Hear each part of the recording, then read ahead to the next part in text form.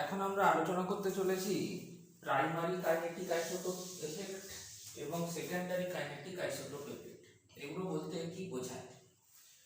তোমাদের নিশ্চয়ই মনে আছে যে তোমাদেরকে প্রশ্ন করা হয়েছিল একবার, এমসে এসেছিল এটা, যে C6H6 এবং C6D6 এর মধ্যে কোনটার ক্ষেত্রে higher rate of nitration reaction দেখা যাবে। উত্তর হচ্ছে দুজনের ক্ষেত্রেই সেম দেখা যাবে।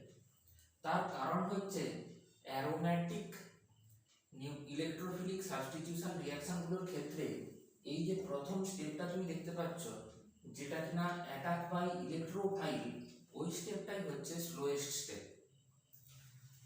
অর্থাৎ এই স্টেপটা যেটা কিনা অ্যাটাক বাই ইলেকট্রোফাইল, কিন্তু যেখানে হাইড্রোজেনটা চলে যাচ্ছে অর্থাৎ ডিপ্রোটনেশন, সেটা ডায়োটেরিয়াম থাকলেও সেটা কিন্তু ফার্স্ট স্টেপ। এর ফলে উভয়ের ক্ষেত্রেই রেটটা সমান থাকবে। একই রকম ভাবে ব্রোমিনেশন, ক্লোরিনেশন, এদের ক্ষেত্রেও হাইড্রোজেনই থাকুক এখানে অথবা ডয়টেরিয়ামই থাকুক, কোনো প্রভাব আসবে না।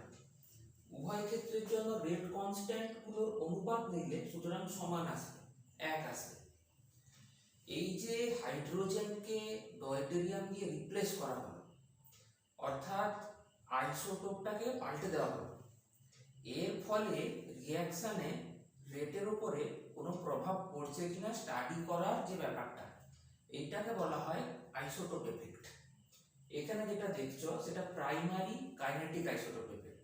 প্রাইমারি কাইনেটিক আইসোটোপ এফেক্ট মানে যদি যে স্টেপটাতে আরডিএস হচ্ছে অর্থাৎ স্লোয়েস্ট স্টেপ, হাইড্রোজেন বা ডয়টেরিয়ামের ভেঙে যাওয়াটা সেই স্টেপটার উপরে নির্ভর করে, সেই স্টেপটাতেই থাকে, অকার করে সেই স্টেপে, তাহলে যদি রিঅ্যাকশনের রেট প্রভাবিত হয় সেটাকে বলা হয় প্রাইমারি কাইনেটিক আইসোটোপ এফেক্ট।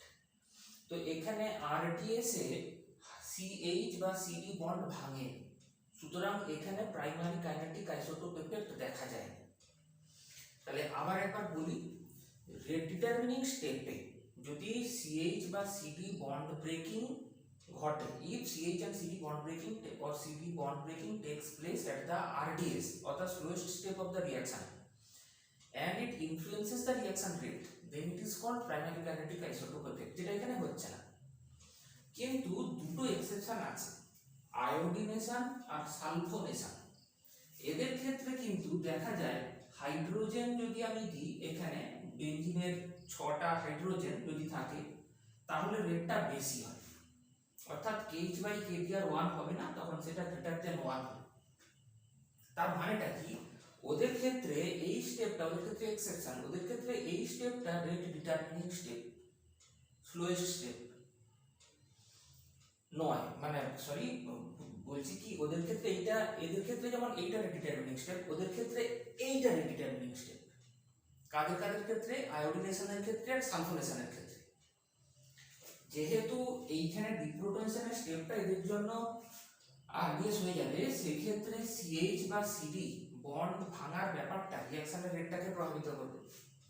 এবং তখন তুমি দেখবে যেহেতু সিএইচ বন্ড এনার্জির চেয়ে সিডি বন্ড এনার্জিটা বেশি, তার কারণ আমরা হাইড্রোজেনের চ্যাপ্টারে পড়েছি এটা হেভিয়ার আইসোটোপ, বন্ডকে এরকম একটা স্প্রিংয়ের মতো করে কল্পনা করা হয় ইত্যাদি। তাহলে যেখানে সিডি বন্ড ভাঙতে কষ্ট হবে সেখানে আমরা রেটটা কম পাবো, সেটাই এখানে রিফ্লেক্টেড হচ্ছে। উল্টোভাবে বলতে গেলে যেহেতু সিএইচ বন্ড সহজে ভাঙবে, তাহলে এর জন্য আমি রেটটা বেশি পাবো। অর্থাৎ সালফোনেশন আর আয়োডিনেশন হচ্ছে দুটো এক্সেপশন অ্যারোমেটিক ইলেকট্রোফিলিক সাবস্টিটিউশন রিঅ্যাকশনের ক্ষেত্রে, যেখানে primary kinetic isotope effect observe হবে। তো প্রাইমারি কথাটা তার মানে রেট ডিটারমিনিং স্টেপের সাথে অ্যাসোসিয়েটেড।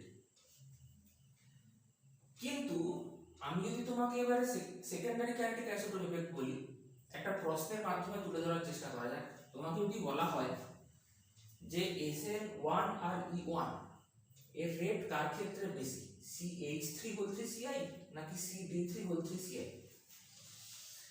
খুব সরল সহজ ভাবে এদিকে তাকালে তুমি দেখতে পাবে যে এখানে আরডিএস কোনটা, ফার্স্ট স্টেপ যেটা, এটা উভয় ক্ষেত্রেই কি হচ্ছে এখানে আমি দেখিয়েছি যে লিভিং গ্রুপটা চলে যাচ্ছে, এটা হচ্ছে একটা লিভিং গ্রুপ, এই লিভিং গ্রুপটা এখান থেকে চলে গেছে। তো এর পরের ধাপে যদি নিউক্লিওফাইল এসে এখানে অ্যাটাক করে সেটা SN1 হবে, আর যদি একটা ডিপ্রোটনেশন হয় তাহলে E1 হবে। সেম থিং এর জন্য হবে। তাহলে যেহেতু রেট ডিটারমিনিং স্টেপে হাইড্রোজেন বা ডয়টেরিয়াম মানে CH বা CD বন্ড ব্রেকিং ঘটছে না, তাহলে এক্ষেত্রে রিঅ্যাকশনের রেট হাইড্রোজেনই হোক বা ডয়টেরিয়ামই হোক কারোর জন্যই ইনফ্লুয়েন্স হওয়ার কথা নয়। কিন্তু মজার ব্যাপার তবুও দেখা যাচ্ছে যে যখন হাইড্রোজেন আছে তখন রেটটা বেশি হয়, কিন্তু এমনটা কেন? এটার কারণ হচ্ছে তুমি ভালো করে দেখো এখানে আলফা পজিশনে 9খানা হাইড্রোজেন আছে, তার সাথে বিউটাইল কার্বোক্যাটায়ন যার হাইপার কনজুগেশন খুব ভালো হয়, তা সে তো এখানেও হয়। কিন্তু প্রশ্ন হচ্ছে যেহেতু বন্ড ডিসোসিয়েশন এনার্জিটা সিডির ক্ষেত্রে বেশি এবং হাইপার কনজুগেশন যা কিনা নো বন্ড রেজোন্যান্স নামেও পরিচিত, হতে গেলে বন্ডটা ভাঙতে হবে, যা কিনা সিগমা পাই কনজুগেশন নামেও পরিচিত। হাইপার কনজুগেশনের আরেকটা নাম কি? সিগমা পাই কনজুগেশন নামেও পরিচিত।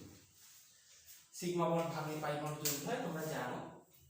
তো যাই হোক, তোমাকে যেটা বলা যেহেতু CH এর বন্ড এনার্জি কম, তাহলে এখানে হাইপার কনজুগেশনটা খুব ভালো হবে, হলে এটা বেশি স্টেবল হবে, আর এই স্টেবিলিটিটা রিঅ্যাকশনের রেটকে ইনফ্লুয়েন্স করবে। অর্থাৎ RDS এ CH বা CD বন্ড ব্রেকিং অকার করেনি, তা সত্ত্বেও কিন্তু প্রথম ক্ষেত্রে রেট অফ রিঅ্যাকশন বেশি। তার কারণ হচ্ছে CH3 3C+ এটা বেশি স্টেবল। এই রকম কেস যেখানে CH বা CD বন্ড ব্রেকিংটা RDS এ অকার না করলেও রিঅ্যাকশনের রেট ইনফ্লুয়েন্স হচ্ছে, সেটা হলো সেকেন্ডারি কাইনেটিক আইসোটোপ এফেক্ট। সেভাবে বলতে গেলে হয়তো PKI বা SKI তোমার সিলেবাসে আছে কি নেই ফ্যাক্টর নয়, কিন্তু এই প্রশ্নগুলো তো তোমার যা সিলেবাস তার ভেতরের মধ্যে থেকেই তোমাকে করে দিতে পারে, ইনফ্যাক্ট দিয়েওছে। এই যে ধরো এই নাইট্রেশনের ব্যাপারটা থেকে এমসে প্রশ্ন এসেছিল, তো তাহলে বাকি থেকে না আসা